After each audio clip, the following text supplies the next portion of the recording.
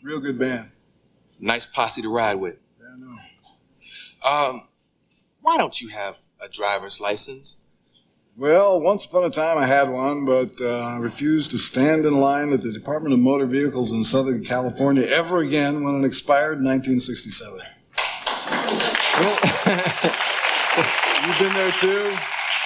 I mean, I resent having to spend 4 hours of my life being shuttled from line to line, questioned by people who shouldn't be in that job in the first place. I never go anywhere, so I figured I'd just stay home and make my wife get a license.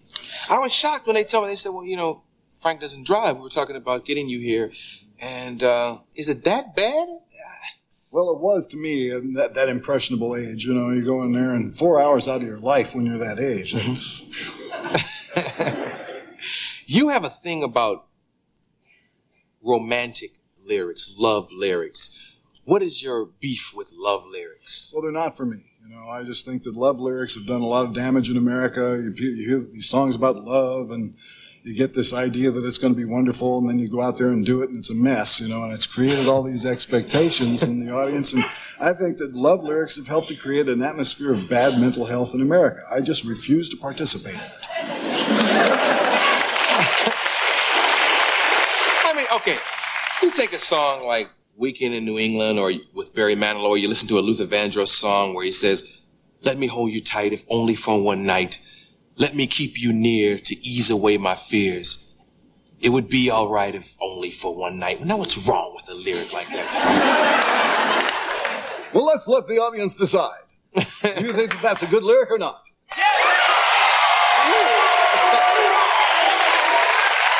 I mean, this guy is saying, if I can't have you forever, just if only for one night. Why doesn't he say what he really wants to do to that girl? So you mean he really doesn't want to hold her tight? He wants to hold her real tight, you know? The thing is, the love lyric beats around the bush. Why did he say, I want to stick it in there? You know, I mean, it's just as easy to sing that as I want to hold you tight. You want her to hold you tight.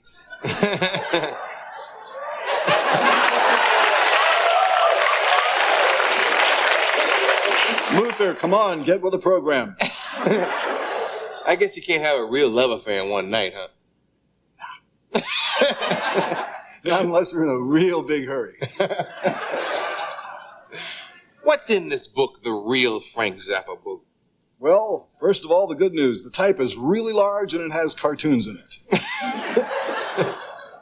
You're right. Look how big that type is. This is exactly what we need for a post-literate society. Please read this book. The type is so big. Okay.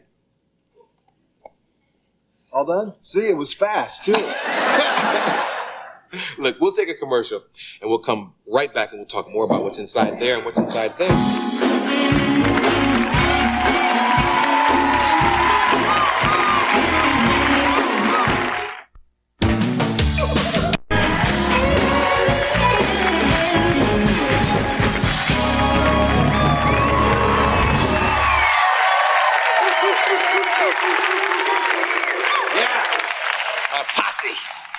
Oh, okay. Let me ask you a question. Okay. How come you never let them play a whole song on television? Because that's a good band, and you should let them play on television, not just during the commercials. You have a good point. You really have a good point, because they're bad. Just one song. Please, just one song. All They're probably better than some musical guests that we had. Yeah. I tell you what. What? Tomorrow night? Yeah. All right. We go riding with the posse tomorrow night. Okay. Cool. Thank you. Yeah, I just want to see live music stay on television. You should be a producer. You just produced the segment for tomorrow night. You never want to see that happen. Hey, that's how my career started, actually. I know. Accidents will happen. That's a long story. I don't know if they know that, but we won't tell it again. They know that story. Let's talk about things on television. CNN. What do you think of CNN? I started watching CNN when you didn't have to pay for it. You know, now they're scrambling it and you have to pay to see all this right-wing hogwash they hand you. But CNN started off as a very good idea. You could see news all the time, and then it got bigger and bigger and bigger, and it started going more and more and more to the right. And I think that right now, in order to watch CNN and extract news, you have to read between the lines so much and filter out all the speculation that they include in the news stories. I mean, showing the pictures and telling people what happened, cut and dried, that's the news. Yeah. But when you force a person who is a participant in the news story to speculate on what it really means, I think that's pushing it, and they stay on that stuff too much. Now, I've actually seen you on CNN. Yeah, sure, I've been on there. In fact, they interviewed me the other day. I put a thing in my book about CNN and how I think they've gone down the tubes, and they interviewed me about that, and I told the same thing to them. Yeah. But let me give you an example of a CNN technique. Okay, Once upon a time, there was a news story that was announced by the anchor like this. Dan Quayle will now be involved more in government policy-making decisions. So what do we see for videotape? Here's George Bush. He's wearing a white shirt. He's got his sleeves rolled up. He's holding a box of popcorn. And he's in a movie theater. And behind him in the darkness is Dan Quayle walking around like a little clone in the background. And right behind George Bush is Dan Aykroyd and Kim Basinger.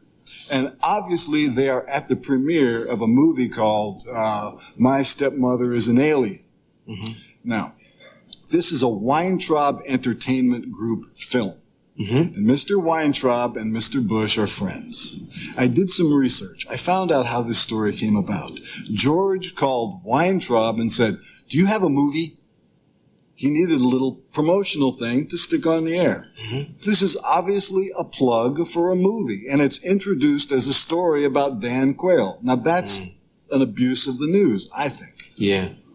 You were in the news a while back. I think I even saw you on CNN talking about this when Tipper Gore was trying to have albums censored, put an R, put an X, or whatever system they were going to create. I was surprised to see you heading the protest. Why wasn't someone like Prince involved with you in that? I mean, as a matter of fact, I don't know. Well, he should have been involved in it, but I think that it's his right to keep his mouth shut.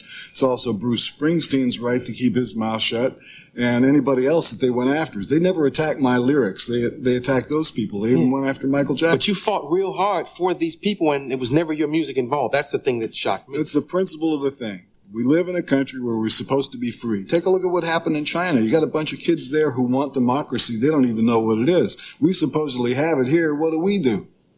Sit around and go, let somebody else take care of it for me. You know.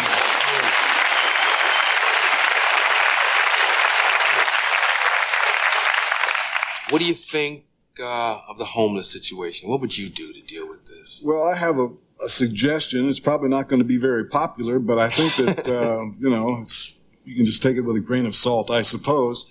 You have a bunch of people now who are homeless. These are whole families of people who are homeless. We never had this before. We used to have hobos, we had bums, we had winos, but we didn't have whole families with no place to live and nothing to eat. And we got one guy to thank for it, and his name is Ronald Reagan.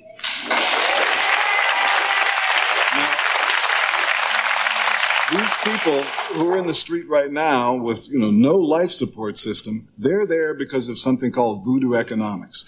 Ronald Reagan leaves office with a big fanfare, and all of his friends get together and buy him a $2 million house in Beverly Hills. So this means he's not spending too much time at the ranch in Santa Barbara anymore. I think he ought to at least, since it's his fault, let them move to Santa Barbara and squat on the ranch.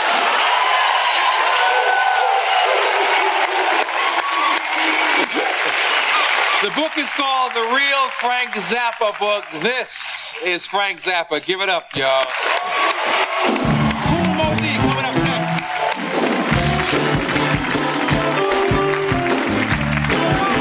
They're getting loaded